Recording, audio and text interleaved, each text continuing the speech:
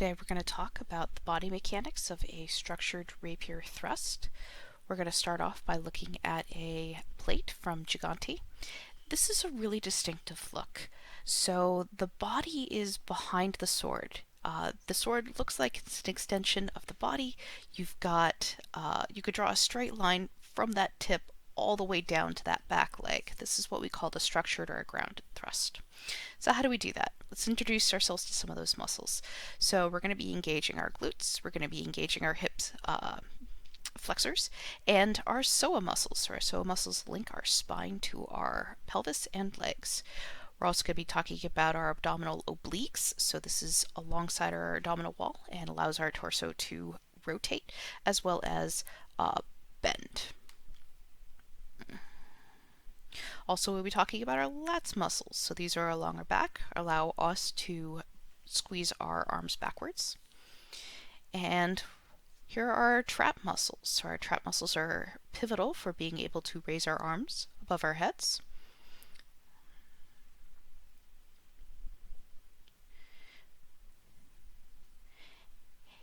And we'll also need to be rotating our shoulders back. So in order to do that motion, we'll be engaging our deltoid muscle of the shoulder. So putting this all together, you're also going to be engaging your bicep, but you won't be doing much with your forearm. So what does this look like with a sword? I like to start from the ground up, tucking my pelvis, engaging my glutes, I'm engaging my psoas, my oblique abdominals, lats, traps, and bringing the sword online. Let's see that from the side. Okay, engaging the pelvis, engaging the back muscles, engaging the bicep, not squeezing the sword too hard. I'm letting it just kind of stay in place. And feeling it through the shoulder and back. Right? So this is a common stance. It's not very well defended, but when we engage those back muscles, it drives the sword up, creating a better cone of defense. So, looking at it from the side when we actually engage the thrust, so we're starting off in position. And then what we're going to do is we're going to think about squeezing our pectoral muscles as well as our triceps. And that's going to drive the sword forward. So we're going to start from a slightly bent position and rotate the arm forward. We don't want to fling, we're engaging our muscles to push it forward. And as we engage our obliques, what happens is bring our torso in line, so that drives the sword forward even more. And finally, what we want to do is squeeze our traps. And so this is going to bring our rib cage into alignment behind the sword. And this gives us even further reach. And a full rotation of movement. Viewing that from the other side.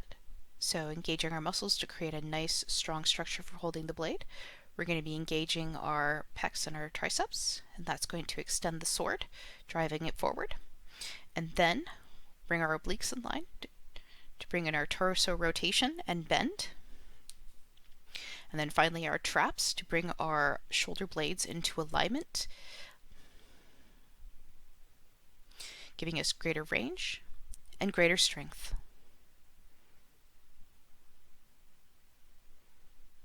If you want to know how to build these muscles and get feedback as to whether or not your alignment is good, this is a side plank. So this lets you know if you have put your shoulder blades into alignment, and it helps you practice engaging your core and pelvis muscles together to support your body.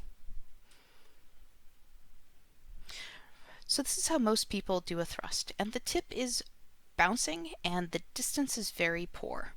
So by engaging the muscles, you'll notice that there's greater contact with the target, creating a better thrust. And as I bring my traps in line, I'm able to increase the distance even more.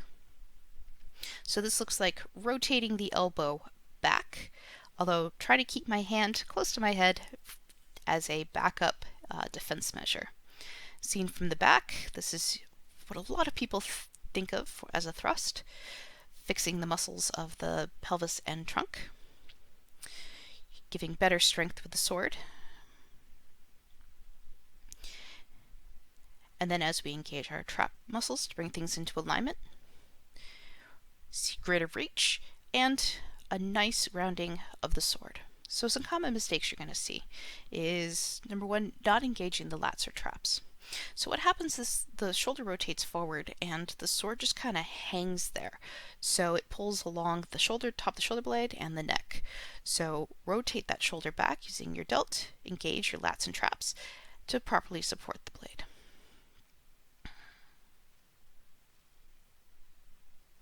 Number two, basically having the elbow bent or too rigid will put a lot of strain on the forearm. You're not engaging the bicep appropriately. So you want to make sure that your forearm and your bicep are in alignment so they're working together. Finally, we're going to look at what happens when somebody's holding the sword using the abdominal and back muscles, but not the pelvis. So here I'm feeling strain across the top shoulder and in the armpit because the lats are working far, far too hard. So fix your pelvis, bring it into alignment, and the sword goes more online.